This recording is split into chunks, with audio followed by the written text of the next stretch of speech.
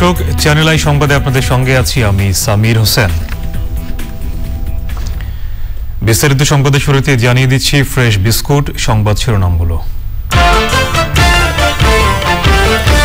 সর্বাত্মক লকডাউনের দ্বিতীয় দিনে রাজধানীতে ব্যক্তিগত যান চলাচল বেশি, বাজারে স্বাস্থ্যবিধি না মানার পুরনো চিত্র।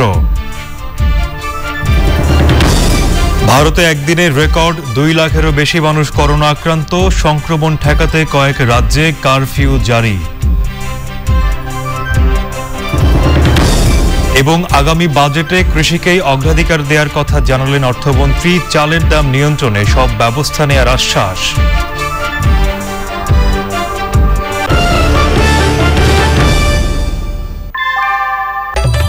ঘরের চালের স্থায়ী সমাধান আনোয়ার সিমেন্ট শীট, সব সিজনেই ফিট।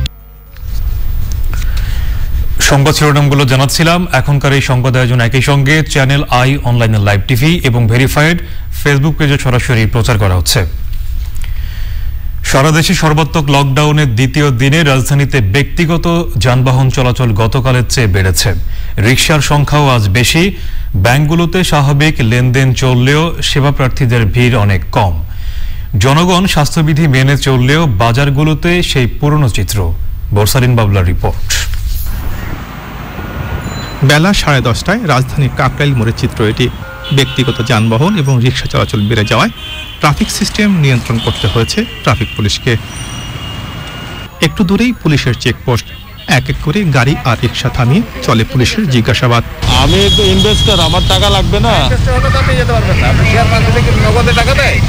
ওখানে সাইন লাগবে তো। অফিস থেকে ব্যাংকে যাচ্ছি, ব্যাংকে আমাদের এক্সপোর্টের ডকুমেন্ট ইম্পোর্টের ডকুমেন্ট আছে, নিতে আসতে যাচ্ছি। না, এটা তো ইমার্জেন্সি স্যার, এটা তো জেনারেটর। আমরা কি ওখানে জেনারেটর নষ্ট হয়ে গিয়েছে? হ্যাঁ, এই জন্যই তো যাচ্ছি।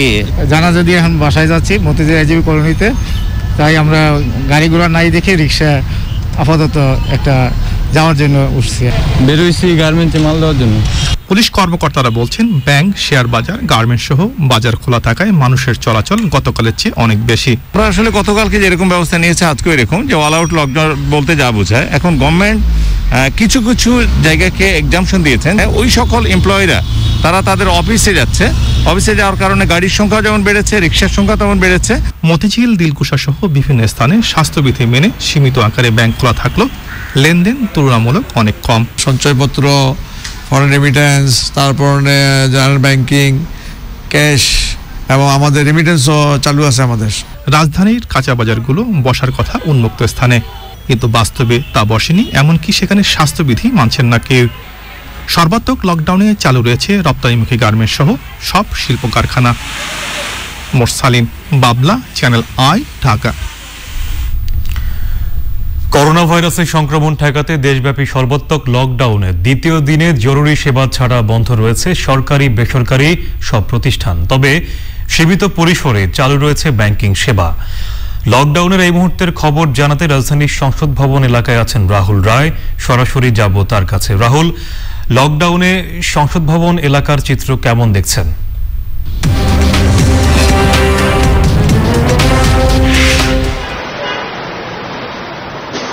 সামির, আসলে আমি তো একদম সকাল 7টা থেকে আমাদের যতগুলো খবর, যতগুলো বুলেটিন ছিল ততগুলো বুলেটিনে আমি রাজধানীর বিভিন্ন জায়গার চিত্র দেখিয়েছি। এবং আমার আমি সরাসরি কথা বলা শুরুর আগে আমার সহকর্মী মোরসালিন বাবলার রিপোর্টেও দর্শকরা নিশ্চয়ই ধারণা পেয়ে গেছে যে আসলে রাজধানীর চিত্রটা কি। আসলে আপনি এখন নিশ্চয়ই সরাসরিও দেখতে পাচ্ছেন যে রাজধানীতে গতকালকের তুলনায় বেশ যানবাহন রয়েছে এবং বেশিরভাগই প্রাইভেট গাড়ি, একই সঙ্গে রিকশারও প্রাধান্য রয়েছে। তবে সিএনজি কিংবা গণপরিবহন, অন্যান্য যে বাস, সেগুলো নেই বলা চলে। সিএনজি মাঝে মাঝে দেখা যাচ্ছে। তবে একটি বিষয় আপনি জানেন যে বিশেষ যে মুভমেন্ট পাস নিতে হচ্ছে নিজের গাড়ি কিংবা যে কোনো প্রাইভেট গাড়ি নিয়ে বের হওয়ার জন্য। সেই মুভমেন্ট পাসের ক্ষেত্রে আজকে পুলিশ অনেক বেশি সতর্ক। আমরা দেখেছি যে মোড়ে মোড়ে তল্লাশি রয়েছে, কারণ আমরা গতকাল অনলাইনে এমন খবরও দেখেছি যে মুভমেন্ট পাস নিয়ে কেউ ঘুড়ি কিনতে বেরিয়ে হয়েছে। অর্থাৎ একদমই প্রয়োজনীয় কাজ নয়, তবুও মুভমেন্ট পাস নিয়ে বের হচ্ছে। সেই বিষয়টা পুলিশ বলেছে যে তারা বেশ সতর্ক এবং তারা নজরদারি করছে। কিন্তু এরপরও আমরা দেখতে পাচ্ছি কিন্তু প্রাইভেট গাড়ির অনেক বেশি প্রাধান্য সড়কগুলোতে। আর যেটি বলছিলেন যে আর্থিক প্রতিষ্ঠানগুলোর মধ্যে ব্যাংক বেলা সকাল 10টা থেকে দুপুর 1টা পর্যন্ত লেনদেন করার সময় নির্ধারণ করা হয়েছে, কিন্তু আমরা একদমই দেখতে পেয়েছি যে লেনদেন হচ্ছে না বলাই চলে। আরেকটি বিষয়, যে প্রজ্ঞাপন জারি করেছে সেখানে বেলা 12টা থেকে সন্ধ্যা 6টা পর্যন্ত এবং রাত 12টা থেকে ভোর 6টা পর্যন্ত রেস্টুরেন্টগুলো খোলা রাখা যাবে, কিন্তু আমরা দেখেছি যে রেস্টুরেন্টগুলো আসলে কয়েকটি রেস্টুরেন্ট খুললেও বেশিরভাগ রেস্টুরেন্টই এখনো বন্ধ, কেননা একে তো লকডাউন, তার মধ্যে রমজানের মাস চলছে, যার কারণে আসলে হোটেল কিংবা রেস্টুরেন্টগুলো খুলছে না। তবে আমরা গতকালও দেখেছি, আজকেও হয়তো বা ইফতারের আগে আগে রেস্টুরেন্টগুলোতে কিছুটা লোক সমাগম হতে পারে, কারণ ইফতারের জন্য তারা খাবার সেই রেস্টুরেন্ট থেকে নিতে পারে। আর যদি আমরা সার্বিক পরিস্থিতি বলি, যেটা বলছিলেন যে আসলে কাঁচা বাজারগুলোর সেই পুরনো চিত্র, মাস্ক নেই, সামাজিক দূরত্ব তো মানছেনই না। তবে আমরা যদি গত লকডাউনের কথা বলি, সেটা অনেকটাই শিথিল ছিল, সেই তুলনায় এখানকার এবার যে আজকে দ্বিতীয় দিন চলছে লকডাউন, মোটামুটি যানবাহন কিছুটা কম। রাহুল, আপনাকে ধন্যবাদ আমাদের সঙ্গে যোগ দেওয়ার জন্য। দর্শক, আমাদের সহকর্মী রাহুল রায় যোগ দিয়েছিলেন সংসদ ভবন এলাকা থেকে। কঠোরভাবে লকডাউন পালিত হচ্ছে বন্দরনগরী চট্টগ্রামে। শহরের সড়কগুলোতে কিছু রিকশা ও প্রাইভেট কার ছাড়া যানবাহন চলাচল বন্ধ রয়েছে। কাঁচা বাজার ও ফার্মেসি ছাড়া বন্ধ রয়েছে সব ব্যবসা প্রতিষ্ঠান। মোড়ে মোড়ে অবস্থান করছে পুলিশ। চট্টগ্রাম নগরীর নিউ মার্কেট মোড়ে আছেন চৌধুরী ফরিদ, তিনি জানাচ্ছেন সেখানকার অবস্থা। ফরিদ, বন্দরনগরীর নিউ মার্কেট মোড়ের লকডাউন পরিস্থিতি কেমন দেখছেন?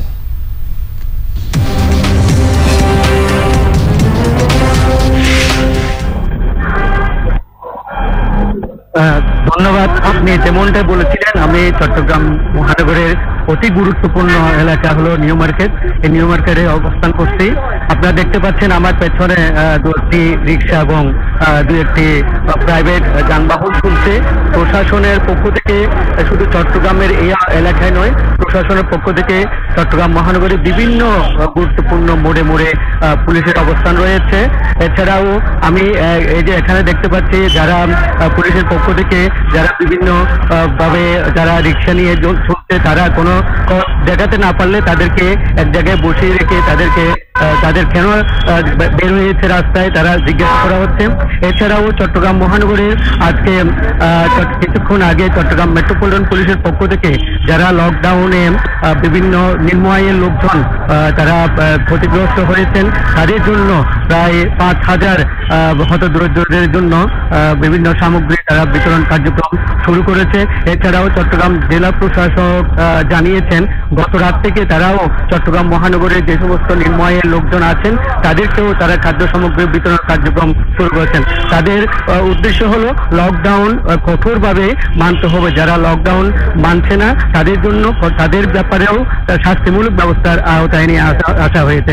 পুলিশের পক্ষ থেকে জানানো হয়েছে, জেলা প্রশাসনের পক্ষ থেকে জানানো হয়েছে, তারা যেখানে লকডাউনের জন্য ক্ষতিগ্রস্ত তাদেরকে ব্যবস্থা নেবে, কিন্তু কোনো অবস্থাতে কোনো কাজ ছাড়া যেন তারা বাইরে না আসে।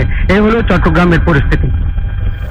ফরিদ, আপনাকে ধন্যবাদ আমাদের সঙ্গে যোগ দেওয়ার জন্য। দর্শক, চট্টগ্রাম থেকে আমাদের সঙ্গে যোগ দিয়েছিলেন সহকর্মী চৌধুরী ফরিদ। ভারতে একদিনে করোনায় আক্রান্তের সংখ্যা 2 লাখ ছাড়িয়েছে। গত 24 ঘন্টায় দেশটিতে 2,739 জন আক্রান্ত আর মারা গেছেন 1000-এর বেশি মানুষ। সংক্রমণ ঠেকাতে কয়েকটি রাজ্যে কারফিউ সহ কঠোর বিধিনিষেধ জারি করা হয়েছে। পার্শ্ব প্রতিক্রিয়ার উদ্বেগে অক্সফোর্ড অ্যাস্ট্রাজেনেকার টিকা ব্যবহার বন্ধের ঘোষণা দিয়েছে ডেনমার্ক। একই আশঙ্কায় জনসনের টিকা প্রয়োগের পরিকল্পনা থেকে সরে এসেছে সুইডেন। আলিমাল রাজির রিপোর্ট। ভারতে করোনা সংক্রমণ বেড়েই চলেছে। প্রতিদিনই তৈরি হচ্ছে আক্রান্ত ও মৃত্যুর নতুন রেকর্ড। গত একদিনে আক্রান্ত হয়েছে 2 লাখেরও বেশি। আক্রান্তের দিক থেকে ব্রাজিলকে ছাড়িয়ে বিশ্বের দ্বিতীয় অবস্থানে চলে এসেছে দেশটি। এ পর্যন্ত আক্রান্ত 1,40,00,000-এরও বেশি মানুষ। করোনার এই দ্বিতীয় ধাক্কায় পরিস্থিতি চরম উদ্বেগজনক হলেও দেশজুড়ে পূর্ণ লকডাউনের পরিকল্পনা নেই সরকারের। যেসব রাজ্যে পরিস্থিতির অবনতি হয়েছে সেখানে নিজস্ব উদ্যোগে ব্যবস্থা নেওয়া শুরু হয়েছে। মুম্বাই সহ গোটা মহারাষ্ট্রে রাত 8টা থেকে লকডাউনের মতোই নানা বিধিনিষেধ চালু হয়েছে। 5 জনের বেশি মানুষের জনসমাবেশ নিষিদ্ধ করা হয়েছে। রাজধানী দিল্লি সহ কেরালা, কর্ণাটক, তামিলনাড়ু, অন্ধ্রপ্রদেশ, উত্তরপ্রদেশ, গুজরাট, রাজস্থান এবং পশ্চিমবঙ্গে সংক্রমণ বেড়ে যাওয়ায় কঠোর বিধিনিষেধ আরোপ করা হয়েছে। দিল্লিতে স্বাস্থ্যমন্ত্রী, স্বাস্থ্য সচিব এবং চিকিৎসকদের সাথে জরুরি বৈঠকে বসছেন মুখ্যমন্ত্রী অরবিন্দ কেজরিওয়াল। কর্ণাটকে 20 এপ্রিল পর্যন্ত রাত্রিকালীন কারফিউ দেওয়া হচ্ছে। রাজস্থানে শুক্রবার থেকে রাত্রিকালীন কারফিউ জারি হয়েছে। হরিদ্বারে কুম্ভমেলা উৎসবে অংশ নেওয়া হাজারো পুণ্যার্থী করোনায় আক্রান্ত হয়েছেন। এদের মধ্যে শীর্ষ 9 পূজারীও রয়েছেন। উৎসবের সবচেয়ে শুভ দিনে মঙ্গলবার গঙ্গা স্নান করেন 30 লাখের বেশি পুণ্যার্থী।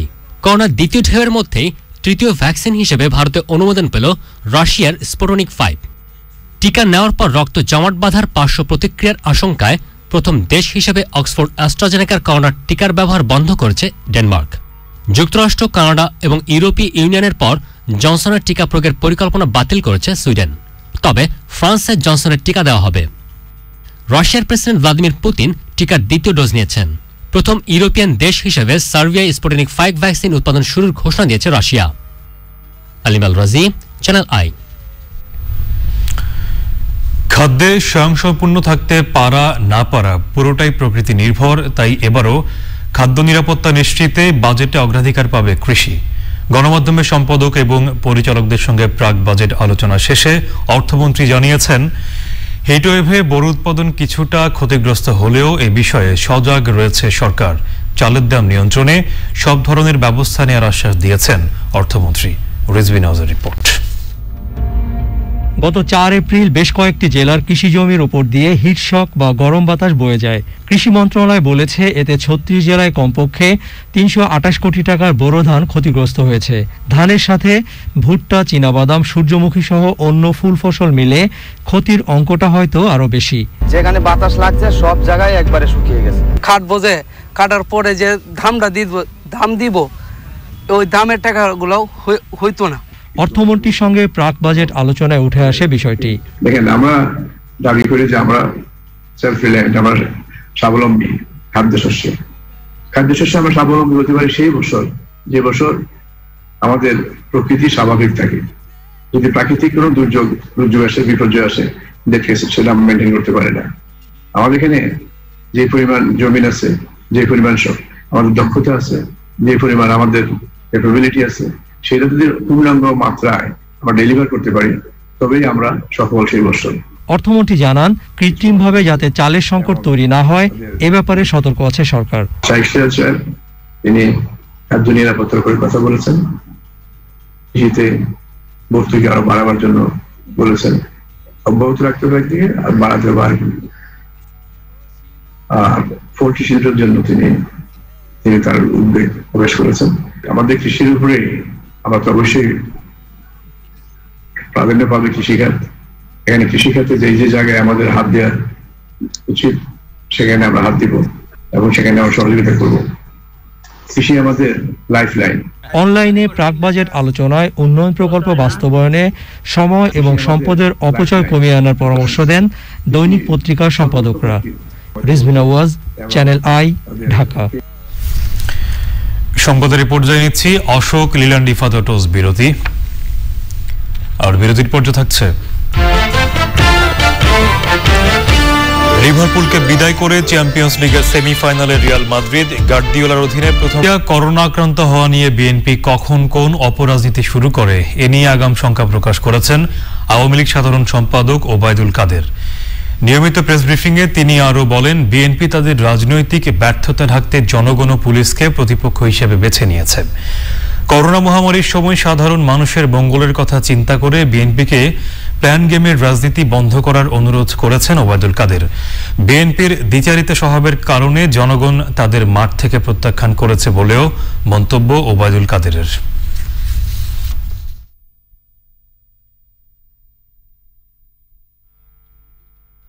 এখন আবার বিপরীত বক্তব্য।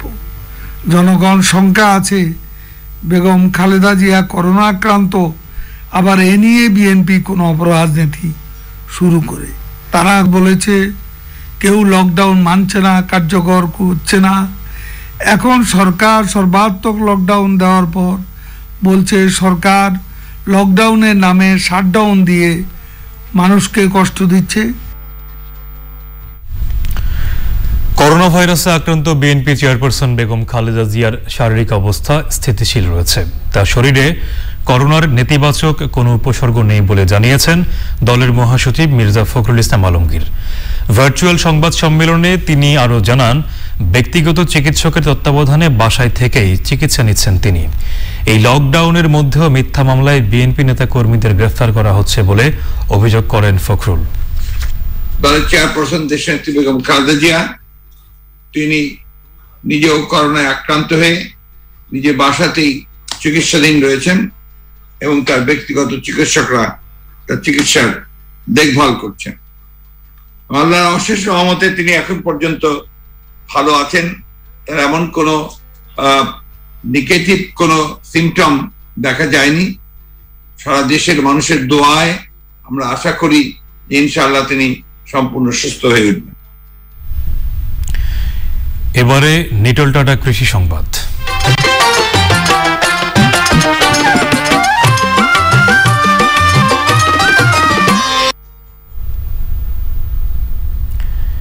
চাঁদপুরে বারিড পাইপের মাধ্যমে সেচের আওতায় এসেছে 50,000 একর ফসলি জমি। ইতিমধ্যে 34,000 মিটার বারিড পাইপ স্থাপনের কাজ সম্পন্ন হয়েছে। এতে ধান উৎপাদনে কৃষকের খরচ কমে আসবে। চাঁদপুর সংবাদদাতা মোর্শেদ আলমের পাঠানো তথ্য ভিডিও চিত্রে সুদীপ্তা মাহমুদের রিপোর্ট। চাঁদপুরে বারিড পাইপ স্থাপিত হওয়ায় কমেছে পানির অপচয়, অনাবাদি জমি এসেছে চাষের আওতায়। এর আগে কৃষক ডিজেল চালিত মেশিনে জমিতে সেচ দিতেন। এতে বিঘা প্রতি খরচ হতো 20,000 থেকে 25,000 টাকা। এখন খরচ কমে এসেছে অর্ধেকে। যার কাজ শুকনা থেকে আমি পানি দিতে আসি, চাইছে নিজে কোনো পানি নিয়ে কোনো সমস্যা নাই। গৃহস্থ আইতে হইতেছে না, ক্ষেতের দ্বারে আমি নিজের মন মতন দিয়ে দিতে আসি। এবার আমাদের কৃষক খুশি। প্রথমবারের মতো ভূগর্ভস্থ সেচ নালা বা বারিড পাইপ স্থাপনের মাধ্যমে সেচ সুবিধা নিয়ে ফসল চাষ শুরু হয়েছে। চাঁদপুর জেলায় যাতে 1 ইঞ্চি জমি পতিত না থাকে সেই জন্য আমরা কাজ করে যাচ্ছি এবং কৃষির দক্ষতা, কৃষকের দক্ষতা, সেচের দক্ষতা বাড়ানোর জন্য এবং উৎপাদন খরচটা হ্রাস করার জন্য আমাদের একটা ক্ষুদ্র প্রয়াস হচ্ছে এই এলএলপি বারিড পাইপ। 3 ফুট মাটির নিচ দিয়ে পাইপ স্থাপনের পাশাপাশি বিদ্যুৎ চালিত পাম্পে সেচ সরবরাহ হওয়ায় খরচ কমানো সম্ভব হয়েছে। নদীর কাছে এলএলপি স্থাপন করা হওয়ার কারণে 90 একর জমি আবাদি হচ্ছে। ধানের উৎপাদন বৃদ্ধি পাচ্ছে। আগে এখানে ধান অবস্থাই খারাপ ছিল, এমন যারা করতো ডিজেলের মাধ্যমে করতে হইতো, অনেক জমি খালি থাকতো। বাকি এখন 1200 মিটার বারিড পাইপ স্থাপন করার মাধ্যমে সেচের দক্ষতা যে বৃদ্ধি পাইছে। 2020-21 অর্থ বছরে মতলবে 5 কিউসেক, কচুয়ায় 5 কিউসেক, হাজীগঞ্জে 2 কিউসেক, শাহরাস্তিতে 1 কিউসেক সহ মোট 24টি নতুন ভূগর্ভস্থ সেচ নালা স্থাপন করা হয়েছে। Sudipta Mahmud, channel I. এবারে প্রকৃতি সংবাদ।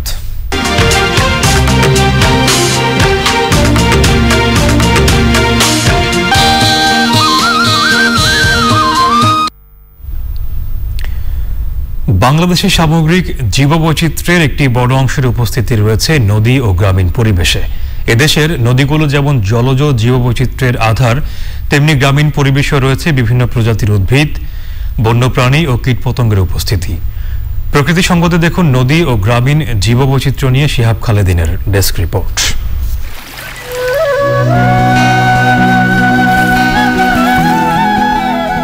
নদ নদী ও গ্রামের দেশ বাংলাদেশ। এদেশের প্রতিটি গ্রাম প্রাকৃতিক পূর্ণতার এক বিস্ময়। গ্রামের পাশে বহমান নদীতে জেলেদের কর্মব্যস্ততা, নদীর পাড়ে শিশুদের দুরন্তপনা এই বাংলার চিরায়ত রূপ। তবে নয়নাভিরাম দৃশ্যই শুধু নয়, নদী ও গ্রামকেন্দ্রিক জীববৈচিত্র্য এদেশের প্রাকৃতিক পরিবেশকে সমৃদ্ধ করেছে। আমাদের দেশের মিঠা পানির মৎস্য সম্পদের প্রধান উৎস এই নদীগুলো। মাছ ছাড়াও রয়েছে বিভিন্ন প্রজাতির জলজ প্রাণী।